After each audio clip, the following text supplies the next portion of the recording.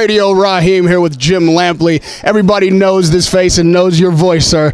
We are here at Mandalay Bay. I saw you after the first fight. We had a private conversation with Kovalev. I'm curious to know, now that we've seen the weigh-in, we've seen the workouts, how do you think this fight goes? Is it different than the first fight? Probably not. You know, it's a tremendous matchup, and both guys have a revenge motive, and that's rare and interesting. They don't like each other, and sometimes that affects a fight, but usually it's more of a distraction than anything else.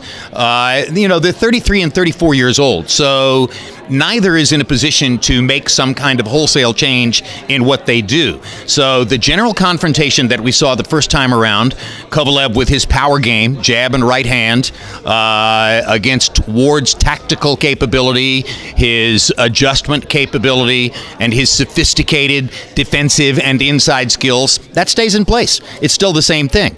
The big question at the beginning of the fight is who can seize the psychological advantage by affecting the first few rounds the way he wants to.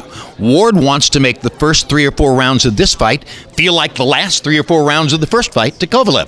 Kovalev wants to go back to what happened in the first half of the fight last time, and this time his biggest job is, if he can get Ward down, he needs to keep him down or put him down again so that he doesn't have to go to the scorecards at the end of the fight.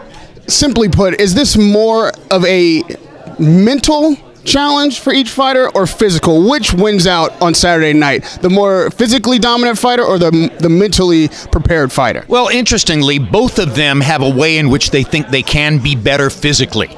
Ward had a right knee problem, which he said bothered him in each of his last 2 fights, and now the right knee problem has been solved, so he thinks that his movement will be better and cleaner, and his ability to explode will be better in this fight. Kovalev believes he hit a wall in the 5th round of the first fight, and that he didn't sustain his energy through the 12 rounds, and I agree. In looking back at the fight, I realized that I had given Kovalev credit for landing hard shots in the late rounds when they weren't really all that hard. They were more arm-weary arm shots, and they were landing, but they weren't achieving the same effect that he had achieved earlier in the fight. And I like what Kovalev has done to try to help himself be better over the course of 12 rounds.